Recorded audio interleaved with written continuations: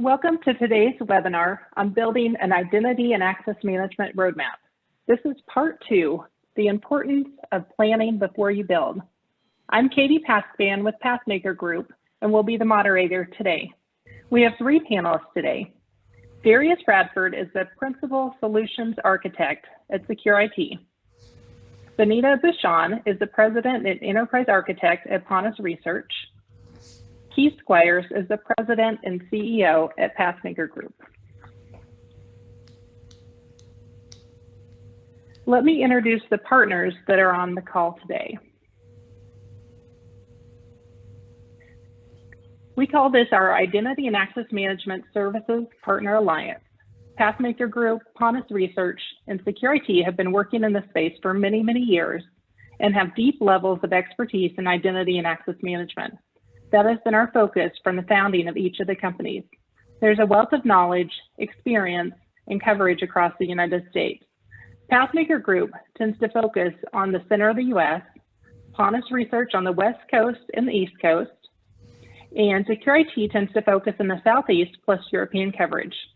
If you like having a local person to speak and meet with, we have representation across the US and even into Europe.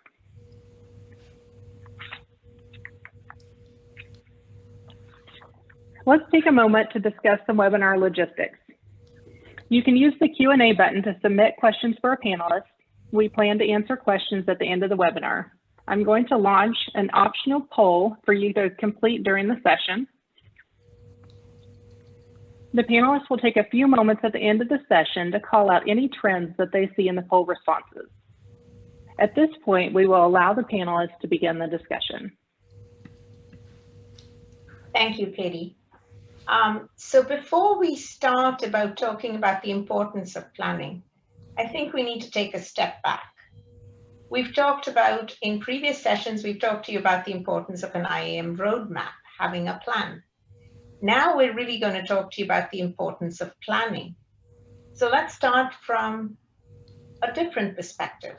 What if you didn't plan? What if you decided to jump straight in?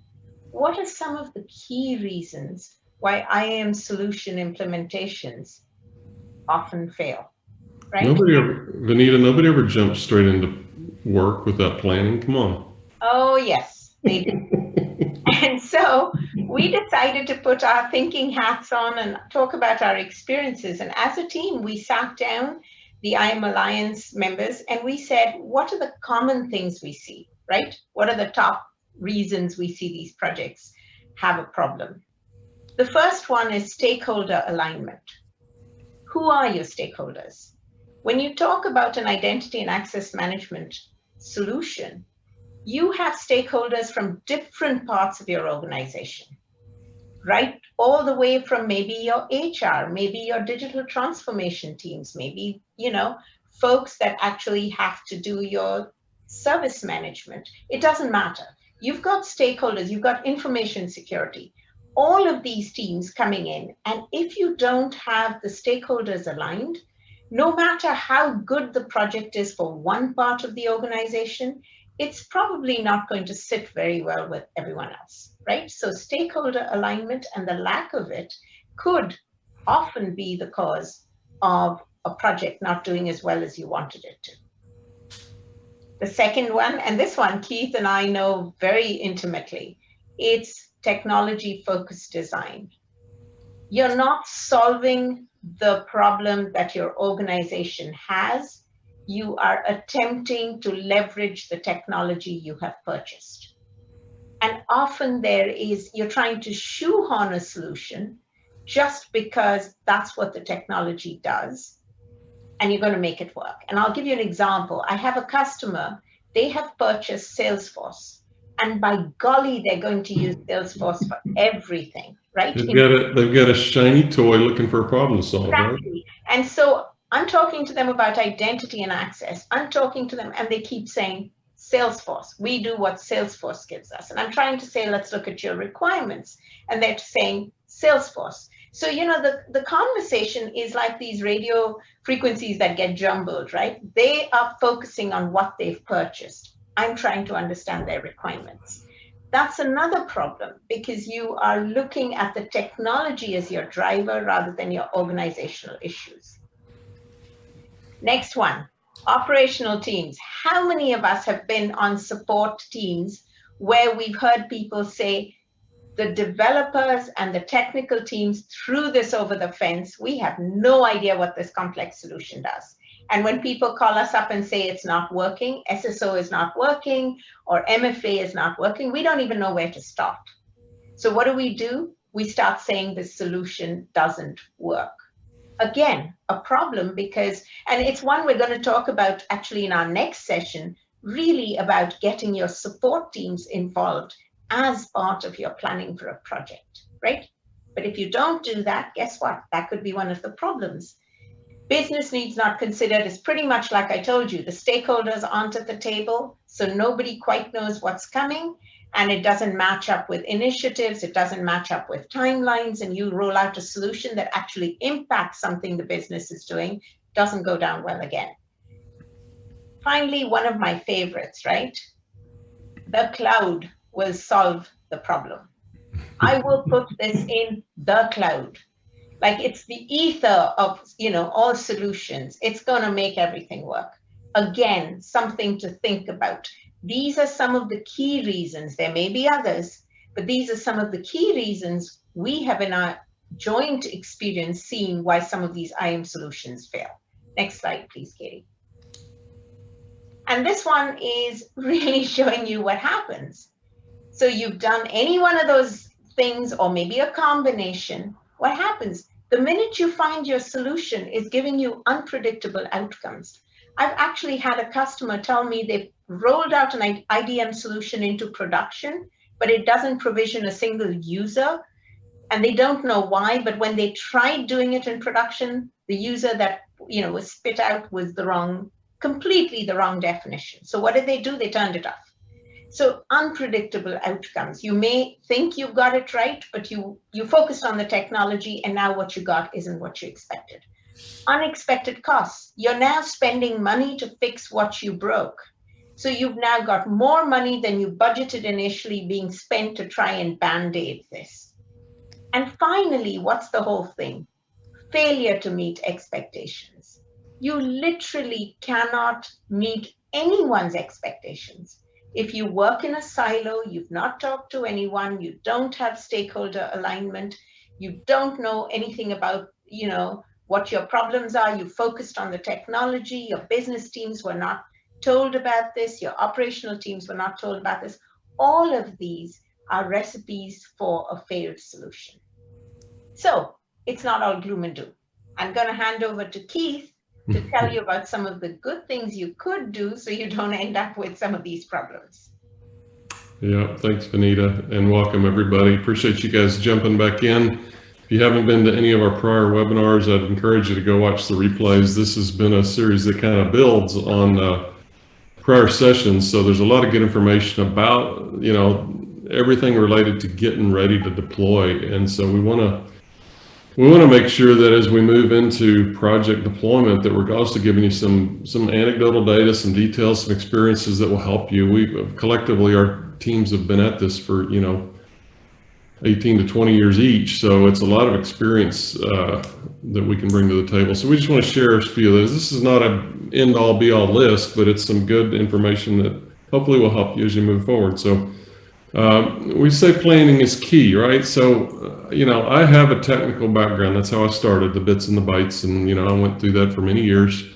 And I moved to a place where I was doing more strategic work and program leadership, project leadership, things like that. So I understand the need for having technology right. It's important to get certain things absolutely 100% right. But I also understand that when you get a green light to go, you need to start making some progress and showing some progress, but you don't want to do it without balancing, enough of what you need to do, what you need to do before you move forward. So my perspective is it's a little bit of art and a little bit of science to know how much of this do we need to do. We don't want to get stalled out and paralyzed before we move, but we do need to make sure we've laid some groundwork. So let's see, go ahead and, I'll say this about planning, because I've always done, a pretty thorough job of project planning when that was my thing. The minute you get a plan set and in place, guess what? It changes, right? Happens every time. You sweat through this thing for weeks with all these people, you get the perfect plan, and all of a sudden, boom, we got to change scope, we got to change direction, we got to change timeline, something happens. So you've got to have the willingness and the ability to be flexible as well. How do you do this? How do you balance both sides of this equation? Let's talk about that a little bit more. Go ahead, Katie, for the next slide. So one is, we've talked about stakeholders a lot in the prior sessions, especially, but you've got to have those folks involved. You can't just be throwing technology over the wall and expect it to solve problems that you don't really understand. For IAM, you've got to be aligned. IAM is very invasive, right? It goes throughout all parts of the organization. You name a group, they're probably going to either benefit or be impacted by IAM. So you've got to understand who they are. And you got to have their support. There's no other way about it. So first question to ask and answer is, who are your stakeholders? Have you made sure that you really know who you're helping here? And again, we talked about this in prior sessions. When you do your assessment, trying to understand where you're at and where you want to go, big picture assessment, you should have a pretty good idea who those stakeholders are. If you didn't get it then, you definitely need to get it nailed down now. And then once you really understand them, let's dig into the pain. What are the problems that these stakeholders are truly having that IAM can help with? And make sure that, they understand in words that they can grasp what you're really going to do to help them. Have you dug into their issues enough to really understand how you'll help? Have you gotten into the use cases that are acute for them, the processes that are underneath those use cases? You've really got to dig in enough to know where the problem lies. Is it technology? Is it process? Probably a little bit of both. But you got to get them on board, got to get them in the boat with you. And then the other thing is, have you articulated to them what IAM will really do for them in language and terms they can really grasp and understand? Have you involved them enough that they understand the work that's going to be involved to get them from here to there? Be realistic about timeframes. We're seeing this pattern with a lot of our clients where they're overwhelmed with work. And I don't know if it was because of COVID or other things that have piled up, but a lot of our key, participants in these projects are completely overwhelmed just with day to day. And now you're trying to throw extra work and projects on top of them. That's all going to take time to sort through and work out. And they may not have as much time as you want them to have to help move the needle with this stuff. So you've got to just be realistic about with them. How much of this can you guys help us with? Can you mitigate that at all? Can you staff and hire for day to day and free up some other people? You've got to really have some good, honest conversations, because you need key things out of them. You need business rules, you need decision criteria, you need testing resources. The other thing is operational changes. They've got to help you communicate what's going to come. It will impact business, and they've got to be able to understand it, communicate it, help people learn and train and things like that.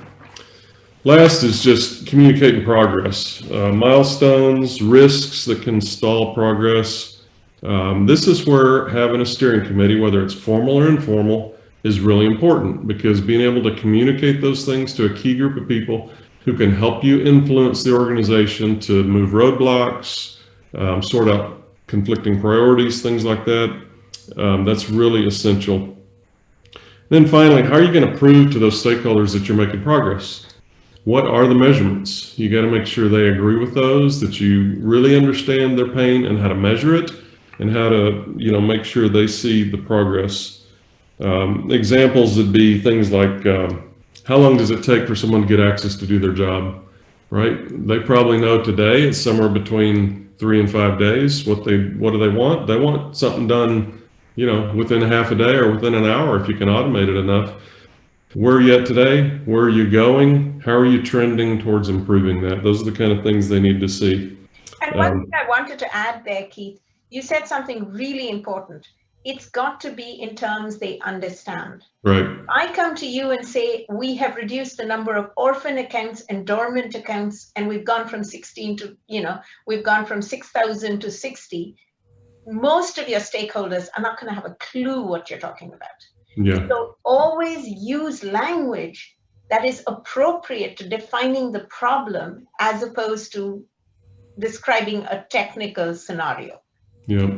Another really good one is audit life cycle, both effort and duration, right? One of the biggest benefits you get from an IGA tool is compressing that audit life cycle time for certifications. I mean, we've taken companies from literally months, takes them months to cycle through it, down to weeks or less. And so everybody will sort of feel it, but if you can't show them in concrete measured terms, you lose the benefit of saying, hey, here's how we helped you, right? Give me support for helping you more. Very important. Let's jump to the next slide, Katie. Again, just collaborating with business. So this emphasizes it even more. What are the top level business initiatives that are going on with your organization, and is IAM aligned? You've got to make sure it's aligned.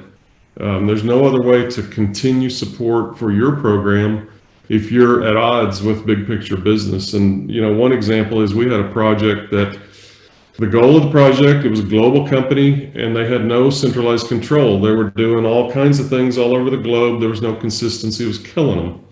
So their goal with IAM was to centralize the policies and processes and get some control. And about halfway into the project, all of a sudden it became a Sarbanes-Oxley compliance project. Right, so that was still important, but SOX became more important because of the financial aspect, the benefit to the company. So you've got to be able to flex and move with the company initiatives and make sure you understand them. Again, stakeholders can help you understand and communicate and sort that out. Other thing to consider is adoption. You can build great, elegant solutions, but you know what? If your organization can't adopt and move, then you may have some real struggles. So you need to understand going in, what is your culture? Are you very sort of traditional, I'll say inflexible, maybe too negative a word, but can they make operational changes to support these process changes and technology improvements? If they can't, then you need to know that going in. If they're more flexible and can move and change the process, then maybe you can actually use some solutions that are a little simpler, don't require the complexity to adapt processes accordingly, but you really need to make sure you're thinking about the culture and operational business rule adoption. Can they make changes to? Well, again, that comes back to how much money they're willing to spend. Because when you're talking of IAM, it's like, for example, privileged accounts. You decide to change from individual accounts to shared accounts, right? Groups of accounts. It's a huge lift because people are unhappy. You've got to communicate the change. You've got to train people. It's a huge shift. Now, I've seen many organizations that will say, oh, this will never work. We've got to have our domain admins, all of them with A accounts, individual accounts. You have to think about it. You have to put the money, the communications, the training, all of that in place as part of it. Otherwise, we can always sit back and say your culture doesn't allow it, but it's not your culture. It's that you've not put in enough time and effort into explaining the problem. Right. Yep. It's all critical to get aligned. The last point I'll just make is, have you laid out the big picture, right?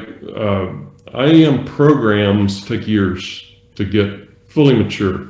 You can make good progress quickly, but to get it baked in, to become a strategic solution in your IT environment, it takes a long time. And if you don't understand where your stakeholder benefit hits in that timeline and you haven't communicated it, you can get some frustrated stakeholders. So you may have to spend a year on prerequisites that build the foundation to get to where your stakeholders want to be.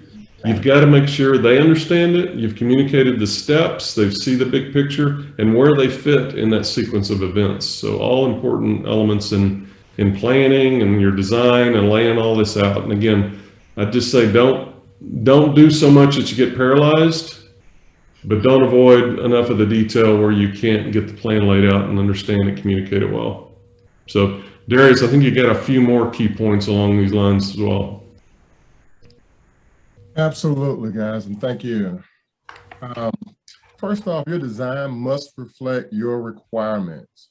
Once you have identified your requirements, the technology choice can follow. Until you know what your requirements are and the priorities of your requirements to the organization, then it's going to be hard to determine what a good fit is. There are tons of solutions out there. How do you decide, right? You decide by knowing your requirements up front, okay? And Darius, we've talked about this in prior sessions as well, where as you're going through, roadmap exercises, you can dive out and do some extra workshop items. There are things you can do like identifying and analyzing use cases and prioritizing those things.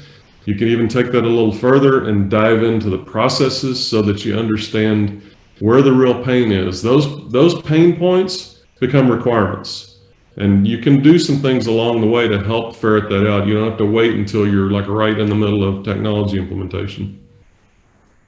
Great point, Keith, and thanks for that. Also, knowing your requirements, the importance of your requirements, saves everybody time, even the vendor, right? If the vendor understands what your requirements are up front, they can tailor their conversations specific to your organization's needs. In addition to that, the POC can be specific to your needs. More importantly, it allows the customer and the vendor to quickly understand if this is a good fit for your organization or not. Given the convergence of all the IAM domains, right, it's created a scenario where vendors are trying to deliver all the solutions in the IAM space, right? So having those requirements is doubly important now. In addition to having those requirements and knowing what your requirements are, it's just as important to know what requirements you do not need, okay? Because this can help eliminate features and solutions that, again, saves everybody time, all right? Also, plan the phase design and get buy-in from all the impacted teams, right? Your design should align with your deployment plan, and every phase of your deployment plan should represent a phase in your design, okay? Once you have that phase deployment plan and design, then you identify the resources required, work with your stakeholders, things of that nature, right? It's very important that everybody know where they fit in your design and when they'll be needed in your design. And when possible, get them involved as early as possible. Also, your design must be extendable, flexible, and scalable, okay? This one here should be really high on your requirements list. As needs and objectives evolve, having a flexible design allows your team to adapt to any changes seamlessly without affecting your ability to deliver a successful implementation. Finally, sorry, Darius, this is one of those points where, it may take you a little bit extra time to put these things in place in a way that they will be flexible and scalable. But again, as long as they understand the big picture and know why, I think you'll have less struggle with these types of elements. Great point. I mean, for example, before COVID, did anyone expect for the IAM use case for remote workers to require this level of capacity? If you didn't plan for that, okay, if that was not part of your design concerns, then you're probably in a mess right now. Next slide. All right, factor in manageability and support in your design solution.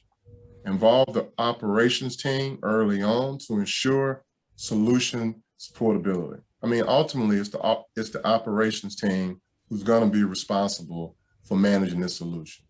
So, and ops, just to chime in a little bit, ops side of IAM can take on a lot of flavors. And one pattern we are starting to see that's working well is to hand this off. Some companies need to worry about, with their limited resources, they need to worry about the strategic use of IAM in their organization and not as much about the nuts and bolts and the heavy lifting or the day-to-day, just keeping things alive and healthy. That's a task that certain companies are specializing in, and they can do it efficiently instead of you trying to ramp up a full team and bring in skill sets that you guys don't have today. Handing that off is not a bad option, but you do need to, understand that going in. You need to think about it, because I mean, handing off is one thing and it sounds really good and you can throw it, but you cannot throw it over the fence, because that's when trouble happens. Because you built a solution and then you've handed it to a team that doesn't know anything about how it's been implemented or how your organization works. So it's important to not just plan for, handing it over. You've got to make sure everyone knows how this thing is going to work. They have a say in it. Because sometimes if you tell people the support teams, they'll go, no, this is going to mean that everybody's going to be calling us because all the password changes are coming together. I mean, this is a classic example, right? Let's migrate everybody in the AD and then have them, set that password change on next login flag. Guess what happens? If the support team is sitting there, they'd go, whoa, stop.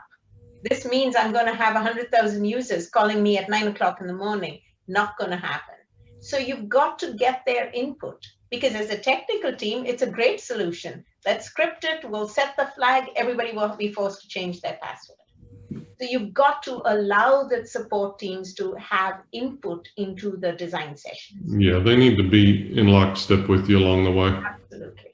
And they'll teach you. I mean, honestly, I can tell you how technical I can make a solution. It's so cool. It'll do blah and blah and blah. But they'll stop you and say, that's great. But do you see the flip side of it? It's funny you said that, Vanita, because every time I work with the operations team, right, they ended up identifying a requirement we didn't even know was there. Or they identified some feature or thing that we didn't even know was important at the time. So involving those guys early is, I can't say enough about that, right? Typically, one of the things we do, right, is we try to, during the POC and deployment phase, we try to let the operations team participate in the build out, obviously under our supervision, okay? But we get them involved as early as possible. This allows them to obviously understand the technology, how to support it, and then more importantly, it gives them a sense of ownership because they feel like they've been included throughout the process. We also like to do those POCs as soon as possible, okay? That's a great way to validate your assumptions early on before any time or energy gets spent on this solution. And it's a great way to prove your value, or prove the value in this solution as early as possible. So absolutely, get that operations team involved. Also, document design decisions to make the solution manageable over the long term. Anybody ever been in a situation where you walk into an organization, all the expertise to support the solution is gone and nothing is documented? After going through that a couple of times, a couple of things are apparent, right? One, you don't ever want to be in that solution again, so you learn how to ask the right questions up front. And two, you don't want to put anybody else in that solution, so you document everything. But a note of caution, please just don't go willy-nilly using old processes blindly in the sake of that's the way we've always done it, okay? Evaluate your processes, make sure they fit the new situation. Okay. And Darius, I'll just chime in here. Documenting things sounds nice. Who's going to give you the time, right? I mean, exactly. People need solutions and they need relief from pain and they need things to work. And putting together good documentation so it's easy for one resource or another team to kind of look and see, and okay, here's what we've got. If we're going to make a change, here's what's going to be impacted. It's important. It's absolutely important, but it's been very difficult in a lot of organizations to carve out the time to really do that right. I mean, time is money, and it's hard to get justification for that. It's not any less important. And for your long-term health of the solution, your ability to manage efficiently, make changes effectively, it's really important. But it's a struggle. It's a very tough struggle to balance that with making progress. Absolutely. Also, limit your solution customization and complexity. There's an old saying, keep it simple, smarty. This is an old adage that we use. Same thing. If your solution does not require customization, don't add it. If it does require customization, so be it. However, make sure it does. And if it does, assure that you properly documented how those customizations work and what they do. Okay, next slide, please.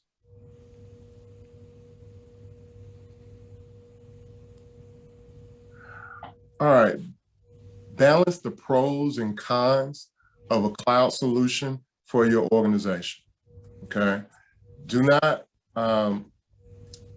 cloud-based solutions do not work for every organization. Unfortunately, the cloud is not the silver bullet. There's tons of, though there's challenges with the cloud, a couple of those challenges are trying to find all the paths into the network. There's tons of new privileged accounts that you now have to manage and worry about, visibility issues, and also lack of expertise, just to name a few. Know what best fits your organization. Is it the cloud? Is it hybrid? Is it on premise? Just understand what that is, right? Also, do adequate analysis and planning. Adequate analysis and planning cannot be replaced by throwing it into the ether. Growing up, I used to hear the saying all the time, right? There's no substitution for hard work. No substitution for hard work. Well, that's what the analysis and planning is, guys. That's the hard work, okay? That's the stuff you have to do up front before you can get to the fun stuff. What's the fun stuff? Designing and planning, right? Because here's why it's fun. If you have done the proper analysis of the market, you've compared that to your organization's requirements, you've engaged the right teams, you've gotten the right stakeholders involved, and you've shared your design decisions with it, then designing and deploying becomes just fun work, okay? Because you have done the hard stuff, all right? Next, I think we're gonna turn it over to Vanita, and she's gonna give us a summary. Vanita, I think you can take it away. Okay, thank you. So since I started this whole thing by talking about all the things that cause solutions to fail, I'm really happy to summarize all of the things that would make it work, right? And definitely there could be other things that go wrong, but what we are trying to tell you is planning is key to any IAM solution. And if you plan, and if you know what you're taking on, and if you understand and prioritize, your chances of success are far higher. It's like a journey. You start on a journey, you've got a map, you've got a GPS. Your chances of success of getting from point A to point B are really high. Now, nobody's saying you won't get a flat tire. Nobody's saying that you won't run out of gas. Those are all things you should plan for. So you have a spare tire, you have gas, you plan, and then you start on your journey. And all we're saying is your chances of getting from point A to point B are way higher, right? And not making it a very stressful journey. So what are some of the things? We're saying planning is key. Under planning, what did we talk about? We really talked about the stakeholders and priorities. Make sure they all understand what you're going to be doing.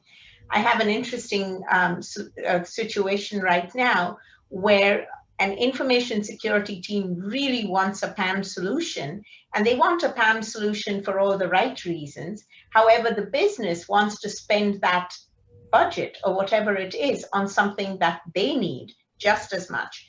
The prioritization is up to the C-suite, but for them to do that, they need to understand the problems, which is what has been done. They've been given all the problems so they can prioritize and figure it out. Planning and due diligence were done before this was presented to them, so they can then decide what the organizational priorities are.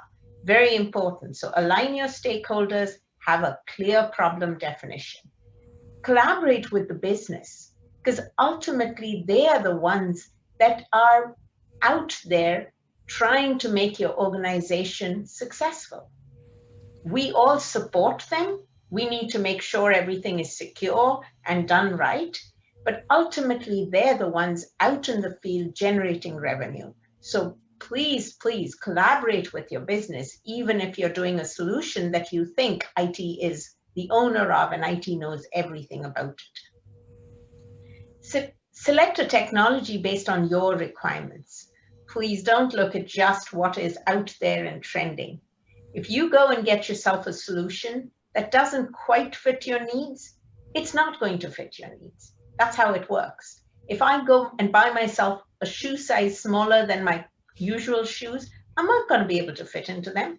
Yes, I could stuff my foot into it, a bit like the glass slippers story, but it's just not going to work. So please pick your technology based on what works for you. Think about supportability as you do this. How are you going to manage this? How are you going to support it? Darius talked about limiting customization. What is customization? Again, where IAM solutions are concerned, this is very important. It's not the policies you write. Every tool needs you to write policies. That's not customization. Customization is really when you change the behavior of the solution. So keep those as limited as possible, keep it less complex. And finally, remember, going into the cloud may sound wonderful. You may think that you've taken your problem and tossed it over the fence, but ultimately, what you have to do is, even for a cloud-based solution, you have to know what policies you need. You have to know what processes you're going to use, because without that, an IDaaS solution is just as likely to fail as an on-prem or a hybrid solution. So ultimately, remember, planning is key. Know your environment, know your problem, and scope what you're going to do, and make sure all of your stakeholders are aligned with any IAM initiative that you decide to take on. So it's over. Back to you, Katie. I think that was our message. Planning is key. Excellent. Thank you to the panelists. I'm going to end the polling, and I will get ready to read them out. So I'm ending polling. I'm hitting share results, and I'd like to give the panelists a moment to look at the results of the poll and comment on any patterns or trends that you want to call out before we move on to the Q&A portion of this webinar. Vanita, I was looking at this while Darius and you were talking about cloud. It looks like at least 3/4 of our audience on this call has some level of hybrid IAM. So some aspect of what they're doing is in the cloud, which is, it's a high percentage. 1/4 are still on-prem. Nobody's pure IDaaS, which I think is, it's about what we're seeing. But the fact that so many clients have gone, at least with some elements, to the cloud, I'm sure they're all kind of feeling different elements of the, the pain we've talked about, at least at some level. Well, I was looking at the answer to, do you have a roadmap? Because I know we've been talking about a roadmap, and I'm happy to see that, we've come a long way from a few years ago where people were like, what's a roadmap, right? And they had roadmaps for the different areas, but nobody had a roadmap for the IAM program. So it's really nice to see that. Yeah, I think it speaks to the fact that IAM has become so, really pervasive in organizations. Identity is becoming the perimeter, and I think it's become pretty clear in our recent interactions on these webinars. For sure, what we're seeing is that everybody knows it's a pretty key front and center item in IT. The one answer that makes me sad is the one, question 3, do you look at technology features before you design your IAM solution requirements? I really got to tell you, please figure out your requirements before you buy your technology, because I don't know how many times I've had to walk in and explain that somebody has picked a technology that isn't quite right based on the requirements that they've identified after.